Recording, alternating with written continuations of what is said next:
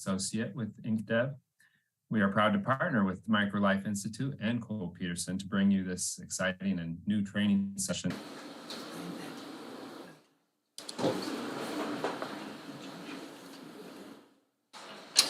Okay, looks like we are live, so I will welcome everyone to the City Council Oversight Committee meeting of Thursday, August 10th, 2023. We have 2 items on the agenda. I know that normally April Dozier gives us our emergency shelter update. She said that she was going to have a representative for this item today. She is out of town, so I don't know if we have Danielle Resick here yet.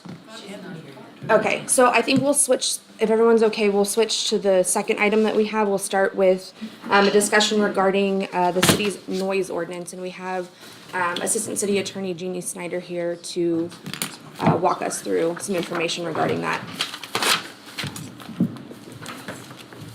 I have teased for years that the words noise ordinance just spins me into craziness. So, Hello, I'm Danielle Russick. Okay, we're gonna go first with the second item first. Do I just go ahead? No, you're okay. Yeah, yeah, because thank you for being here. as you can see from your information that I provided, there's a history here. Yes. And I think Councilmember Holman is the only one that's been through been at every single thing. So I did just start, and honestly, I'm Jeannie Snyder, Assistant City Attorney. This has been one of my projects over the years, mainly because it does involve criminal citations or the municipal court or dealing with the police. I won't say stuck with it, but that's how I got it. But we have, and it'll outline there in the memo I prepared. This has been ongoing since about 2016. It started with a business on Main Street, and then there was another business kind of down the alley and around that. They both had some music, and then the music was competing in both businesses, and then they got cranky with each other, and that was really one of the first times that outdoor music came to, not that we didn't know, but to our attention. That one was resolved because the person who was the business wanting to do outdoor live entertainment withdrew their application. And so it just kind of sat there, and it resolved itself, and we didn't have any other issues with it. We did meet when Susan Connors was here. She worked on it some. Then we moved on, and in 2018, again, I think Councilmember Holman was the only one here, we had Hollywood Corners discussion arise about neighbors in the vicinity of Hollywood Corners after they started having outdoor live music. That did end up at City Council, and that was approved, and that was lots of discussion between neighbors in that one, and that was ultimately approved. To my knowledge, I've had no issues with Hollywood Corners since. I mean, they were required, and I've looked from time to time to adhere on certain nights, certain months of the year and times, and I've not heard if they've had any violations there, so we've not had that. So then we kind of rocked along. Red Rock Canyon Grill out at Legacy Park had to get a spud because they were using live outdoor entertainment. That's a little bit different. It's not in any kind of totally commercial, no residential. And at Hollywood Corners, it was the residential. So that went through. There's also one that I did not put in here that I thought of later was the Rock House. It's over in the CCPUD. And that one to my knowledge, I've had no problems with that. Speaking of noise. Focus up. Yes. And then we did, after Hollywood Corners and after Red Rock, we did attempt to start discussing noise ordinance again, and that's kind of a broad term. When you say noise ordinance, there's a lot there. We got to May of 2019. I think we met, looks like 3 times in 2019 about it, and then we really didn't have any nothing kind of rose to the top about it, so other things got put ahead of it, and council had other things to deal with. And then, of course, COVID came through, and then that stopped everything. It's come back up again with Midway Deli, and that's the last time the city has dealt with it. But the noise ordinance does not have a provision for outdoor live entertainment. And what I always hear is the conflict between multiple land uses. Is commercial abutting residential? How do you reconcile that? Because in the ordinance, I believe it says, like, if it's commercial abuts residential, then you use the residential decibel levels. So there's always been that competing between business. Well, the first one was two businesses, and then it's been residential.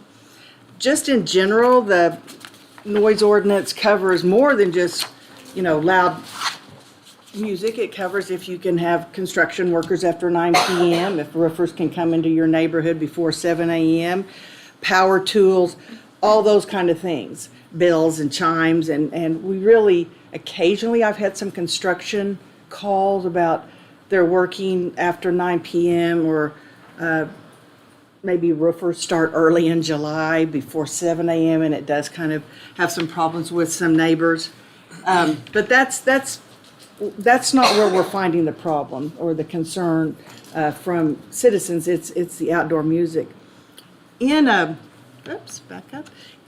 2019, I did attach two of the same charts that I had done back then, and it just gave you an overview of other cities. I've called people. I've called Tuscaloosa. I've called Stillwater. I just kind of used to say Big 12, but now it's the SEC.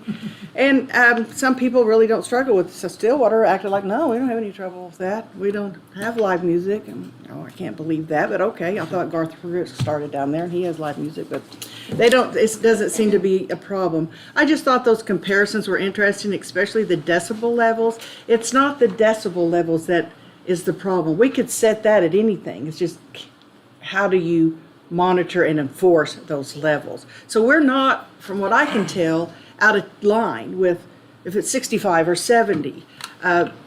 During both times with Hollywood Corners and Midway Deli, everybody says, well, a dishwasher can be 70 decibels, but it doesn't run for 8 hours or 2 hours, next to your house. So there's a lot of different ways to decide, is a rock concert really too loud, or what does a lawnmower sound like? So I just added those in there, and I added this one part in here on page 3 specifically for Councilmember Holman because he's had concerns about outdoor loudspeakers on businesses, say in Campus Corner, that are projecting out into the corner. And how do you reconcile with other businesses with that? We do have in the list of, in the noise ordinance about public loudspeakers, and that can be, that could be something that we could approach businesses about. I haven't really ever received that call, but I think you have talked to Councilmember Holman. So that issue is, there is the bike shop on Campus Corner, Buchanan's Bikes, is a storefront that was built in front of a very old house. And in that house are still multiple apartments. And so in some respect, that house is older than the bars and businesses on Campus Corner. And so one of the tenants in that house was a door guy at the deli, and he would constantly complain to me about the new bar that opened next door where Brothers used to be had installed outdoor speakers, and that they were playing them very loudly at nighttime past 11. That was a problem for him, but Probably till 2 a.m. Yeah. So that But was that is something we could work on if we have businesses complain or residents. We do have an avenue for that. I put in here, be sure you read that little bitty print in there. I am not a sound expert. I am not a sound expert. I did do a little research on what is in our code about the definition of, boundaries and about loudspeakers, and just a little bit about what is a decibel. It measures a loudness or a sound, and then it increases more rapidly than you can believe. And there's also, I didn't put it in there because I would have even been able to type it correctly. There's some kind of crazy math formula that if the decibels at the stage is 75 decibels and you're 300 feet away, there's a formula to calculate, well, at that other location 300 feet away, it'll only be 42 decibels or whatever it would be. So there is ways to, specifically determine what it would be at maybe somebody's boundary that they believe they can hear it. And what I always try to express to people is it's never going to mean no sound. It's never going to be you'll never hear anything. You'll never hear the music. So, but that's just a little bit on decibels. Again, I have talked in the past, I know a few years ago, to a guy in Norman that was just a volunteer, nice person. He came and spoke to me, and I think Rick was with me. He is a sound expert. He's a retired from Bose Speakers, I believe, and he was pretty helpful because I had a pool pump issue with neighbors. And that went on for months, that the person next door could hear this pool pump and they could not sleep. And we sent that, he even went and took decibel readings for us that day. So it's more than what we're dealing with mainly is outdoor live music, but there are other instances about how do we determine what is loud and too loud. Yeah, Jeannie, Councilmember Holman. Thank you. So I recall a gentleman during the Hollywood Corners zoning issue that he came to council and spoke at the podium about, he was making the case that we were measuring it wrong, that we needed to change our method of measuring sound, and I can't remember exactly what he was talking. It had to do with the bass as being an issue, not the treble, I guess. And so he was making that case, and maybe it's that same guy from Bose. I think it was, and that would have to be a sound consultant. But that is not an uncommon complaint when it comes to music. It was at Hollywood Corners also, and it was some of the concerns of the neighbors at Midway Deli. It is the bass that gets them. Yeah. Apparently, pictures have come off the walls on both instances. So it's the bass that somehow gets and travels and is more bothersome. But that would require a sound consultant because I do not know anything about that other than I understand what the bass does when you can even feel it on your feet. And sound level meters or sound, they're out there. We have some. We've had some that are not useful anymore. We have two. Lieutenant Griffin is here, and he's the guy that's he stepped up and just took responsibility on his own. We did purchase in 2017 a new Sound Pro 3M device. We had another police officer, lieutenant, who took care of that. I even went to the training just to see what was going on, and then he retired. And then we didn't really need it, and then COVID came, and then we're back to square one. Lieutenant Griffin has located them. The newest one is being, we were wanting to make sure that it was calibrated properly, and it's at the manufacturer to make sure. He's done some testing on it along with the other one, and they were testing it about the same when we do sound, give or take a decibel. So we believe it was accurate, but the police department wanted to make sure that it was calibrated properly because that could be brought up in court if we ever made it that far. So they can, everybody's asking, I've used my phone also. You can use phone apps. From what I understand, they're more of a rough estimate of a sound level. They can get you in the ballpark, I think. I have one short-term rental host in Norman that has one in her property that she can monitor from her house. And that's been very helpful for her. Mayor Heitzel first, sorry. One of the things in there, Jeannie, when I used to do that for a living, was time. How much time? If I came in here with a bunch of pots and pans and threw them down, everybody's going to go in front of their ears. But over 8 hours, that's a time-weighted average. It's not that much. But the acuteness of that sound, if it was a pistol shot or some kind of loud noise, or a resonant noise of some sort, brings you the problems. And so it's I think about, when we talk about this, I think about New Orleans. And when you're walking down some of the places in the quarter, there's always music coming out of those places. That's how they attract you in there. But it fades between the buildings. It's not nothing. It's just part of the noise. I the forgot ambience. you were our safety guy and you dealt with this. I remember. You can come do this. I should have just assigned you to help me. I forgot that you did. I think we talked about it years ago when you were doing it. But so there's our ordinance does require in a definition a specific kind of sound meter. It does say with amendment even though if they're upgraded, it's got to be upgraded to that level. But phones can give you a rough estimate, but they're not probably something you would want to take to court. So that just leaves me to, Well, I think Councilmember Grant had a question. I was just curious about the apps that woman was using. I don't know what she used. She's just talked to me about it because she had a neighbor that had complained about noise in the house, and so she installed one, and she's able to read the decibels from her house. Oh, I'll tell you her name after the meeting. Okay, But I was gonna say, I did hear from a neighbor in the Midway Deli area about apps. He was curious. I have not talked to anybody that's used an app for a measurement there. There's an app called NIOSH, NIOSH .SLM, sound level meter. Councilmember Holman? Yeah, I just said, definitely familiar with what the mayor's talking about. Like, not uncommon for bars, the deli, others to have the door open and music comes out. Where it changed is when people started installing speakers on the outside of the building and projecting it out into because it doesn't get between the buildings then. And then I've seen pictures of it. I don't know if it was still around when you became an officer with Norman PD chief, but I guess Norman PD used to have a noise unit. They had their own car. I've seen pictures of it on Google. We had a one-man It was noise a unit. Norman police noise unit, and they had like looked like a big speaker on It the was top Richard. of it. It was about in the early 2000s that we had Richard, and it was a one-man noise guy. Mhm. But I mean, as the mayor has said, it depends on a number of factors. Just, distance, direction, frequency on the sound meters. So say we have all the perfect sound meter. We have the perfect sound meter. Say we have that, and we have this noise ordinance, and then people want to call the police about it. That's got, from everything I've read, and I've read a lot of articles around the country, I've read a lot of stuff, enforcement is close to impossible. Yeah.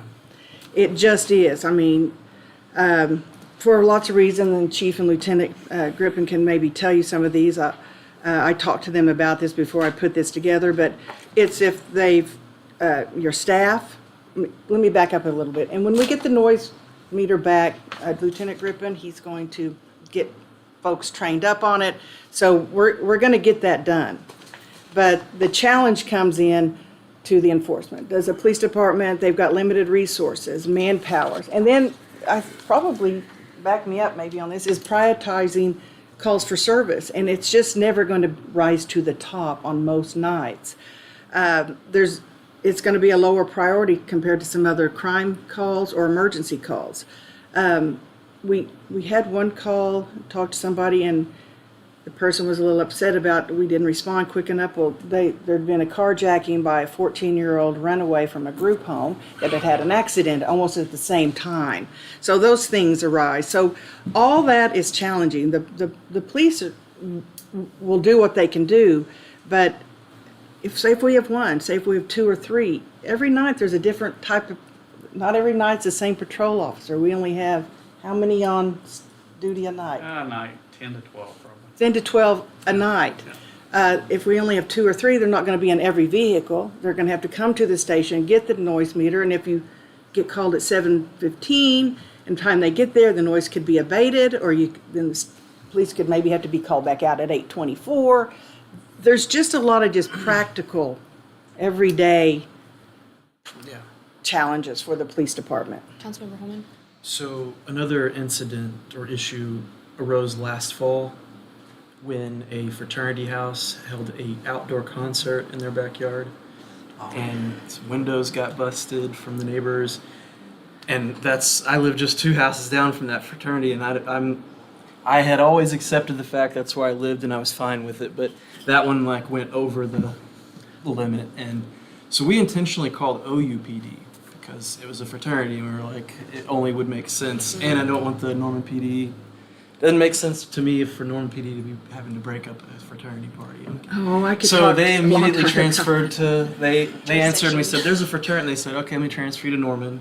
Yep. And then Norman was busy and a party wasn't a priority at that moment on a Saturday night when school was starting in August last year.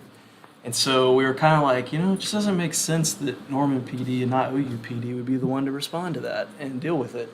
When I know the fraternity house isn't OU property, but it's a university function that's happening. Well, I have a little bit of extra information about that. And so that was just another incident of noise. I have some Coming up backup issue. info on that. Councilmember Grant. I was just curious, is there a reason it wouldn't be code, like if we know this is a strain on the PD? Code works 8 to 5. So we don't. We don't have any code officers after 5. They'd have to be a special sound unit or work after 5. They would probably have maybe the same challenges, but yeah, that's not their primary function. I know very well about what you're talking about. I'm going to skip to the next one. I'm going to go into disturbing the peace, but I'm going to drop down to this bottom one, which is not in the memo. And Councilmember Grant and Catherine Walker and I had a long discussion a few months ago about this. So I'm just going to stick this part in. I've met with OU last week. They've got a new director of, I don't know her main title, student conduct, somebody.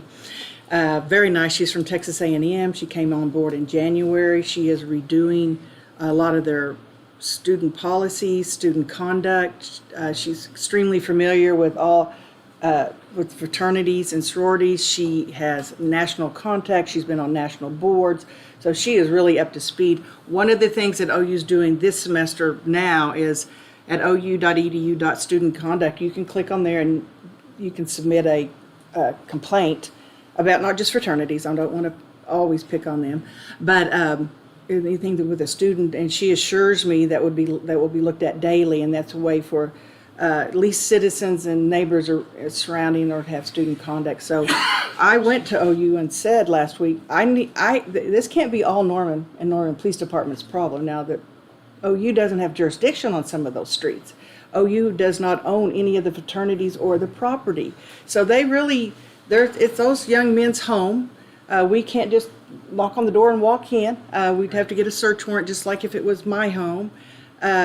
There's been a lawsuit on a fraternity by a neighbor, and it's winding down right now, but it lasted 3 years for the exact same problem. We purposely met with them last week because on the 8th, they were having a meeting with all the Panhellenic Council, and they were really going to stress to the members how important this is. So we'll see, but I really, her name is Dr. Kavanaugh, really a neat gal, real involved with the SEC, so that portion will be covered when they show up next year. But that's one thing that I've been, they heard us loud and clear that OU's got to put some teeth into this also.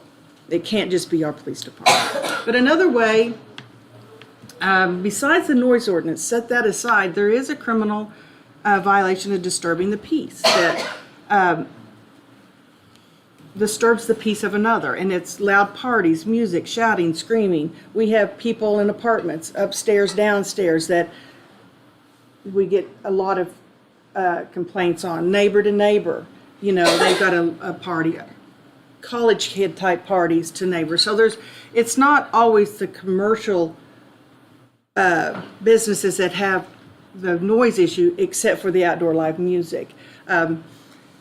A citizen can sign a complaint against another person. One thing I didn't get in the memo that I added here is we do have a really, really strong mediation program. So our neighbor to neighbor, if somebody files a complaint and says, my neighbors are having parties, or I can hear their children running upstairs, or they play their TV too loud, we resolve a lot of issues between neighbors. It's a free program at the municipal court for mediation. A neutral third party comes in, and it just gets each neighbor at the table, and they get to help resolve their own issues. They may not know that their neighbor is now working nights and sleeping during the day, or that there's a new baby, or that maybe somebody's been ill. And so neighbors just are reluctant to go knock on the door. So we resolve a lot of those without any criminal violations, and our mediation program, it costs nobody anything.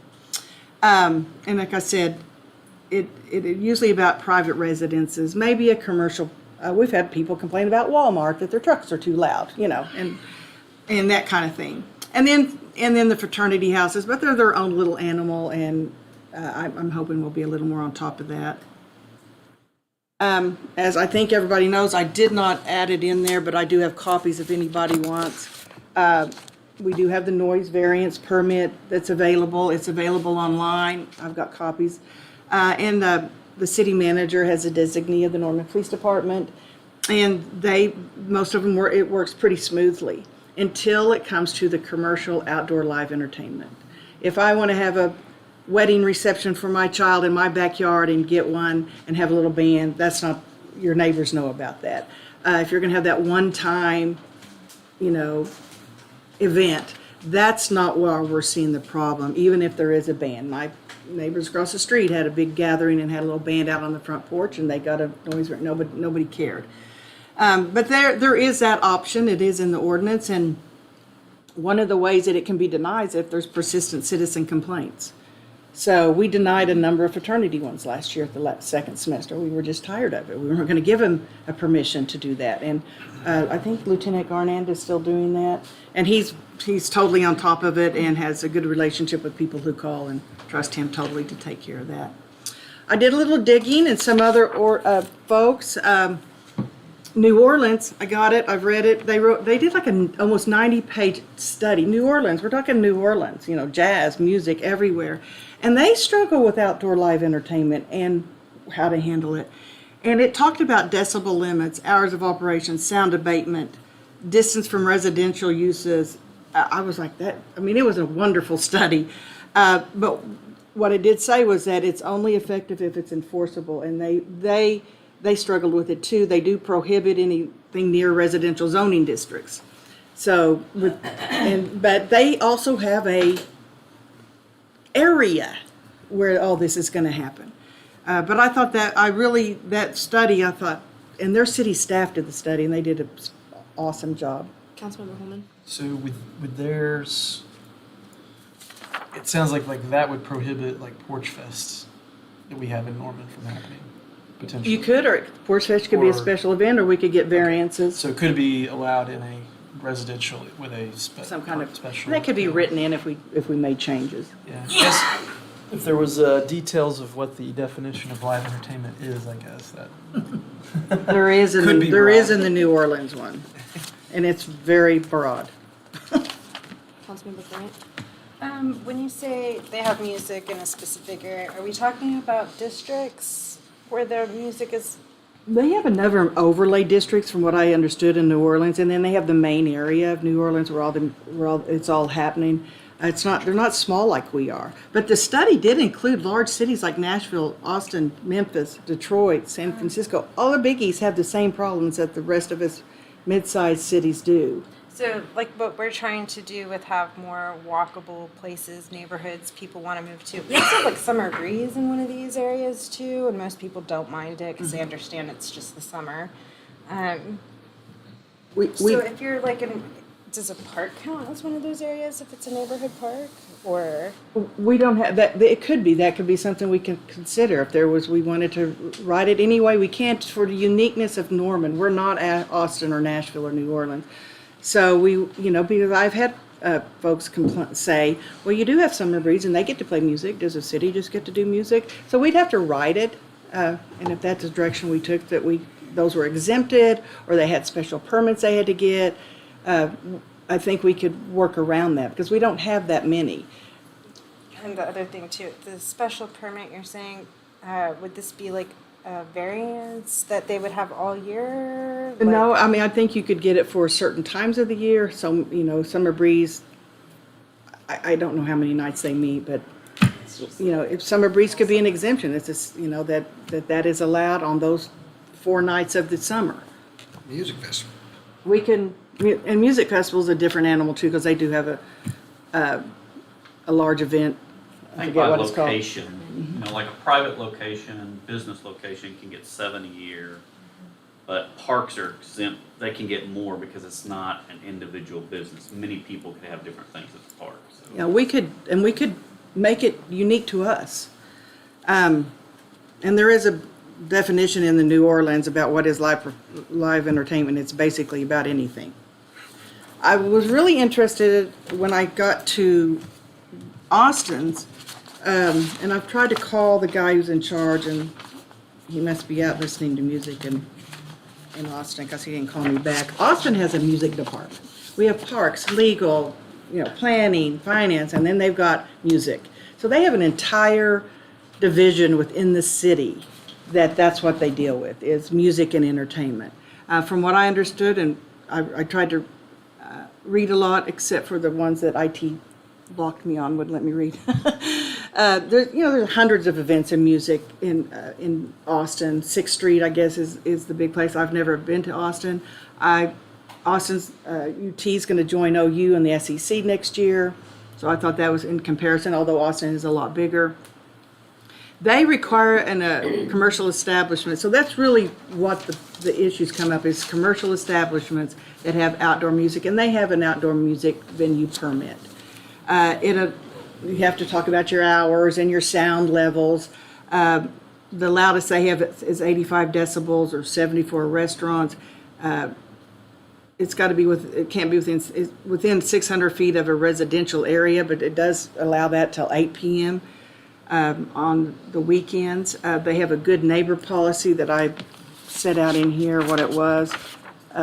It's basically be a good person and be nice, and it said to maintain the safety, quiet, and cleanliness of the area surrounding the venue, and to make permit holders accountable, and they have to follow that. But what really struck me on Austin, and this is the one I really liked, was in their sound impact plan, it required things that, sound mitigating design features, what are your decibel levels, contact person, easy things like that. But it also required the availability and use of decibel meters on site. The operator would have to have the decibel readers. I didn't put in here, I talked to Hollywood, Florida, because I found theirs. They just amended their ordinance not too long ago, and they put it upon the business owners to have the decibel readers there. Theirs was mainly for short-term rentals. Apparently the guy I talked to in planning. So I thought that, to me, takes it off the police department and on the operator, that they have to self-monitor. Now, how would we work that? That's why I wanted to talk to the guy in Austin. Yeah, Councilmember Holman. I guess I would have concern about if everybody's got their own device. Are they all like calibrated the same? Or are people messing with them? If you read through the ordinance, it has to be approved by the city, Okay. things like that.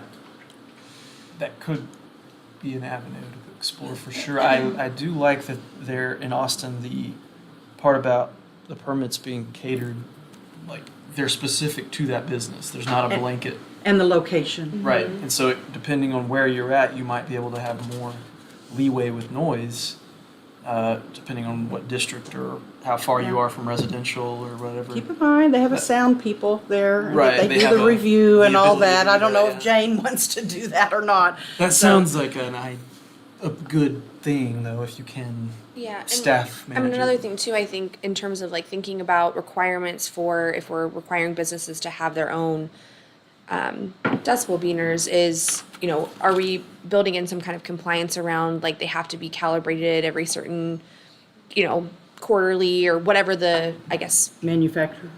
right, is recommending. So like we can write some of those restrictions in there to make sure that like we are having and using sound equipment properly and, And I think they had inspections maybe. Or something like But we only that, have, yeah. at this point, 3 yeah. or 4. Mayor Heckler. There are some things called noise dosimeters that you can put into a room. They're made for commercial application more than anything else. Measure the sound level over days, and you sample them. A lot is on your phone, and it says the average weighted average was this. So you can prove that backwards. An inspector could do that, Yeah. and it wouldn't be expensive. That's another portion of the sound meter, that it has to be, the ambient has to be, and you gotta go out and do that. Then when you show up at the location, you can't measure less than 5 minutes or no more than 15 minutes, and that's a police officer out there doing that. It's just very cumbersome. Did find one more in Oklahoma. The zoo amphitheater is run by a trust, and they require a sound level during all zoo amphitheater activities. They provide it, but they're the owners. And I just put that in there when I came across their policies and procedures. So that's an example in Oklahoma that requires the business operator to monitor themselves. So that's really, it's just another summary that I've done over, and I know Jane's office is, we've talked about a lot of other things with, if we could change zoning, and I think that this doesn't mean that there wouldn't be some amendments to the noise ordinance, or maybe some definition updates, things like that, but that's a lot of technical. Are you finished with your thought? Well, I saw them, but finish No, your I- thought, and then they can be recognized. well, and you can just read the summary there. You know, residents think that business owners are just bad and noisy, and business owners think that neighbors are sensitive. And so therein lies the conflict, you know, and everybody has a different view about what is good live music. So I like the strategy of Austin's. I think, of course, we would need to tailor it to Norman. Even though we don't have anything pending right now, I think that it's possible. So we do need to have some criteria so we don't run into, so everybody knows, businesses know up front what they've got to do. Yeah, okay. Councilmember Holman, then Councilmember Grant. I agree. I do like the good neighbor policy and how their framework in Austin for sure. How much is one of those meters? As I recall, I think we spent over $4,000 for ours in 2016 or so. That might be a hard to require businesses to do that. I don't know. That maybe if there was some way we could help them, but I would have a hard time requiring. I don't know why we picked that Them one. to It must spend meet that our much, yeah. ordinance definition. Or maybe that's like a heavy duty one. I don't know. A lot, may I speak? Yeah. A lot of those meters, it depends on the spectrum that you're looking at and how you can sort out which levels of what sound or at what frequency. And so the more technical you get, you can find out if it's that resonant sound or some high-pitched thing, or if it's a sound I can't hear. And you can just dog whistle kind of noises. And you can buy a meter that does that, or you can buy one, do like on your phone, which is actually lousy. It takes all noise, because noise is really compression waves. Yeah. And it takes all that force and it comes in to the one meter, and it's red, and that's through your mic on your. Yeah, it doesn't seem like your phone's made for that, really. So I looked up, you got them anywhere from a little over $100 up to $6,000. Yeah. Okay. So we just need to figure out what If we do is require it, appropriate what's to that be able to, monitor the sound in the way that we need the readings, and, not just maybe getting one on your phone that might be unreliable, right? We have to have some kind of boundaries and mechanisms for Yeah. what's going to be appropriate. I'd be okay though with moving forward within the Austin framework and tailoring that to Norman. I'll continue to try to get a hold of this guy. He could just be on vacation this time of year. And I can't imagine they're having hundreds of businesses have to buy really expensive Right. ones. So I was really interested in talking to him. Yeah, well, and I think, like you said too, that it tailors it to the specific business, and we could have mechanisms that, if we're providing outdoor live entertainment, that requires a different level of device, because it is, or if it's in a residential area with neighbors surrounding, like we can be a little bit more nuanced in the way that we approach it. It's not going to be a blanket, like you're a business and you're doing something, maybe it's inside, that's a different level, or the sound comes outside, or you're doing minimal events or things like that. So but yeah, Councilmember Grant. Yeah, I also like the Good Neighbor plan, and I'm curious about which of those devices we might use. I agree tailoring it would be wise. I also like the elements of a sound impact plan, especially after working on Midway. I would say that would have settled a lot of things. And it also asks for an availability and use of decibel meters on site, but the thing that I really like about it is the contact information, hours of availability for the individual responsible for sound. And there's other accountability features within that. And I also like the part where it's after a permit has been issued, the accountable official may modify a sound impact plan.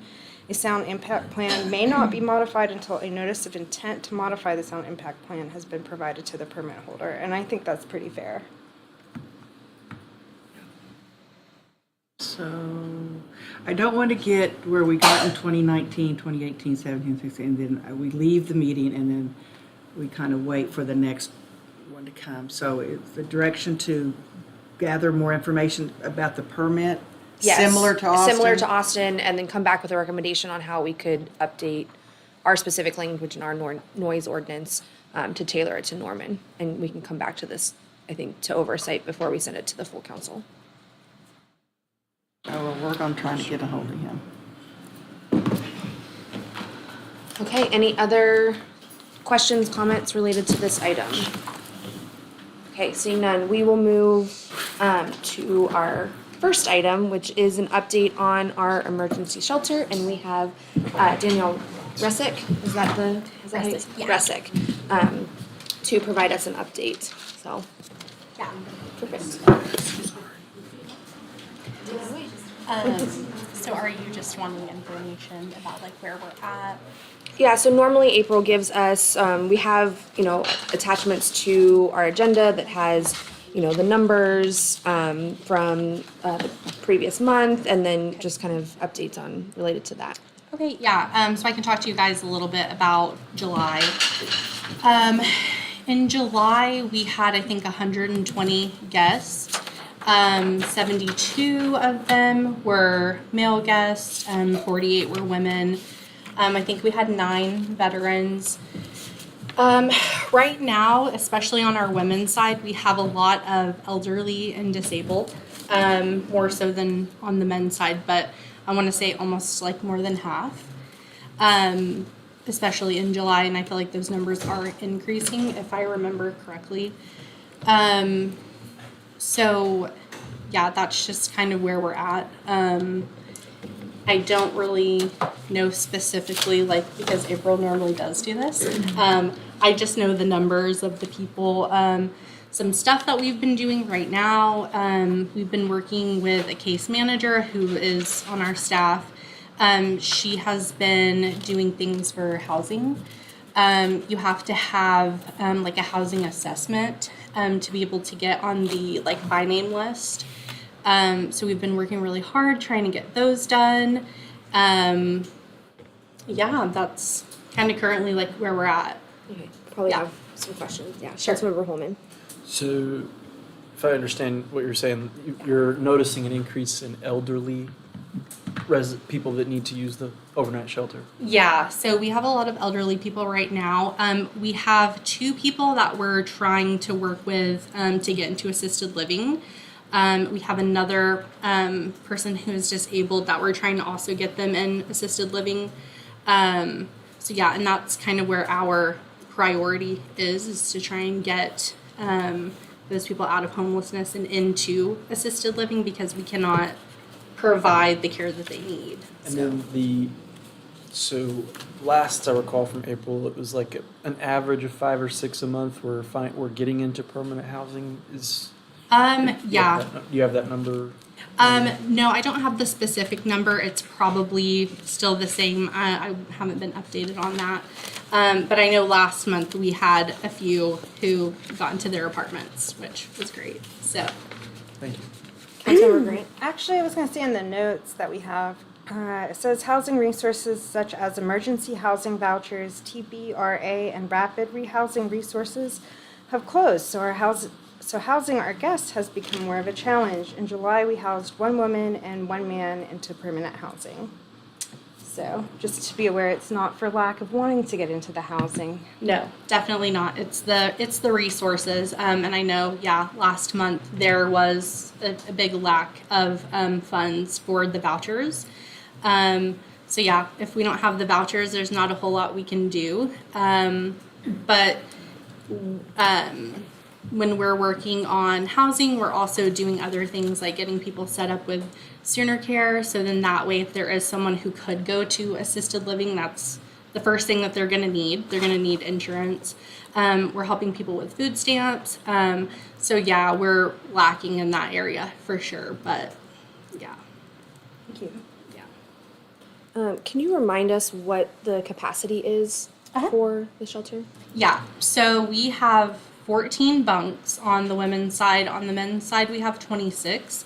So we also have overflow spots. So those are floor spots. Luckily, we were able to get mats donated so they're not on the actual floor. So on the men's side, we have 4 overflow spots. And then on the women's side, we have 8. So that's 22 total for the women, 30 total for the men, 52 total for the entire shelter. And we use those overflow spots every single day. And we have for months now. Do you have an idea roughly, or if you're quantifying how many people are turned away from being able to stay at our shelter currently? Every single day. It's, I want to say like 3 minimum. Some days it's 10. During July especially, it was very hot outside, and like the level of humidity and just the heat, even after the sun has gone down, it's intolerable for people to have to sleep in that. So yeah, we turned away handfuls of people, and we still do. This is an everyday thing, even on days where the weather is not insufferable. Yeah, we're constantly turning people away. I want to say 3 minimum, but somewhere probably between like 5 to 10. Yeah. Because I see on here your nightly average is 53, but saying you have 52 spots. Yeah. So we're running over, and Yeah. the service is needed. Oh, yeah. Yeah. So we do have those overflow spots, but then we also have emergency spots, which they're all emergency spots, to be honest. But yeah, so some nights, if we have people who are disabled, if we have people who are dropped off that are disabled, elderly, dropped off from, if they just came from Griffin, we will squeeze them in where we can. We have a few designated spots. So yeah, we're not always at the 52. Sometimes we're a little bit over that. Some questions have arisen about timing and what people can and can't do at certain hours once they've checked in.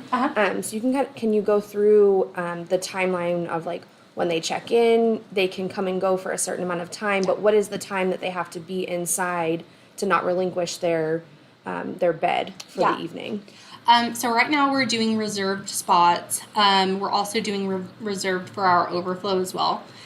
So we open our doors at 5. If you have a reserved spot, you have to be there for check-in by 6. We give 5-minute grace period, try to be fair. So once you get there, you check in. You are free to come and go until 10. And then you just have to be there at 10 before we close the door. So yeah, and then around with our wait list, we ask people to kind of hang out until that check-in time passes. So then we know if we can squeeze people in because other people didn't show up. So yeah, that's. So check-in officially ends at 7 or So 6? so it ends at 6 with a grace period of like 5 minutes. So yeah, they have to be there by that time, or else we kind of start moving on to our wait list. Yeah, does that make sense? Yes. Okay. And there have been some comments that people can come and go at all hours of the evening, back and forth through midnight, past 1 a.m. And I want to get on the record that people have to be inside by 10 p.m. In order to keep their bed, and they are inside from 10 until the morning. Yeah, so once 10 o'clock hits, we lock the doors. If you're not inside, you're not inside.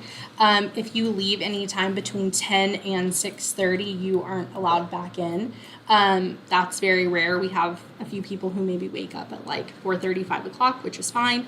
They will leave for the day. But we don't have people coming and going at all. Okay, thank you. Councilmember Holman? Do you know how many guests staying there that have mental or physical disabilities? What would the percentage maybe be of? Oh, so mental, I'm going to say like 85 to 90%. Easy. Disabled, I want to say 50 might be a little too high, so maybe under 50. So combined, would you say it's the vast majority have some disability? Oh yeah, yeah, 1,000%. Does the shelter allow people to stay there that have behavioral problems and are violent? No, so we have a like a no disturbance policy. So if you create like verbal disturbances, violent we don't really have issues with that. Most of the time, if we do have like a verbal disturbance, it's not something that we can't get under control. It's very rare that we have to ask people to leave because of that. If we have to, we will, just for the sake of all of our guests. But yeah, so we have kind of just like a code of conduct that we ask people to conduct themselves in a way that is respectful to everyone else who's staying at the shelter. But yeah, so does that kind of answer your question? Yes, and in your experience working in this field, if this shelter didn't exist, where would those 53 people a night go, do you think? They'd be outside. They'd be on the streets of Norman? Absolutely. In front of businesses and parks and stuff? Wherever wherever they could find, yeah, because that's their only option. Yeah, they would be outside on the street. Councilmember Grant? I actually went by and did a little video with the rules, community guidelines. Yeah. So I know they're not lining out. And it was actually at 4, so nobody's out there. Yeah. My question is services that also coordinate with you. I know Norman Caravans comes. Do you have others in the community also doing work with y'all? So that's something that we're kind of working on. So I know like the hub, we've recently kind of connected with them. Caravans for sure, I speak with them all the time. They're there Monday through Friday giving rides. They're great. I think that's really it for right now. Do you have the Veterans Administration coming in to help the veterans that are? I don't know that we do. I don't think so. I think maybe someone at the beginning, whenever we opened, we did have people kind of coming in to just be there and be available for that. But yeah, it's not something that we have continue. Yeah, it's not like a regular thing. We need something like that though. Okay, Yeah. so could have the Veterans Administration come back through and do more contact Yeah. with those folks. My other thought is, I know that that whole complex, if you will, has not been completely built out. So I guess there could be an option for day service. Yeah. Yeah. Yeah. I mean, we don't get there until 4:30. We open our door at 5, so that building is empty throughout the day. Yeah. Thank you. Yeah. So at 6:30, when your guests are, let out for the day, where would you say that the majority of them are going? Are they going to food and shelter for meals? Are they going to Hub 107 for their services? Like, where are people kind of moving from the shelter? So I know a good majority go to food and shelter. A lot of the women will go to Women's Sanctuary. The hub is another place. And I know the library is another resource that they will use to kind of go and get away from the weather. So yeah, those would probably be like the 4 main things. Yeah, so they'll go and get meals and they have showers that they can do, wash their laundry, things like that. So yeah. And then questions relating to, kind of streamlining from the code of conduct. We have a lot of comments and concerns about calls for service from the police department to the shelter. Can you give kind of an overview of why there might be calls for service there and kind of what is the nature of those calls? Yeah. So I think even just through the month of July, I think we had one call that Norman Police Department had to come out for. It was a medical, it was like a mental health thing. But as far as like behavioral disturbances, we don't ever really have to call them out for things like that. So yeah, I want to say, if I remember correctly, because we try to keep track of it. So one time we had them come out in the month of July. If we ever have to call like 911, which normally we don't, but if we do, it's for a medical emergency because we do have a lot of people who are elderly and disabled. So yeah, that's really the only times that we. So you're not really needing to call 911 for behavioral disturbances or, you know, people acting up and getting violent within the shelter? No, not at all. Because we've been open for I think like 10 months now, and I've been there since the beginning. And I can probably count like on my hand the amount of times. I probably don't even need my whole hand for that. Yeah. But yeah, no, it's nothing that like we can't handle with conversation. Okay. Yeah. And then kind of one more question related to this that we continually have to get on the record. Sex offenders are not allowed to stay No. in our shelter. No. And we do Fair. ask that question. We do. When Yes. they are screened to come in. We do. Yes. Yeah. Are there any other questions? Councilmember Do we Gray? cover drug use or whatever? So in our rules that we go over with everyone that we do an intake with, we let them know that drugs and alcohol, they're not allowed on property. You're not allowed to come in under the influence of things. If we catch someone with alcohol, we normally just say like, hey, you need to pour it out or you've got to go.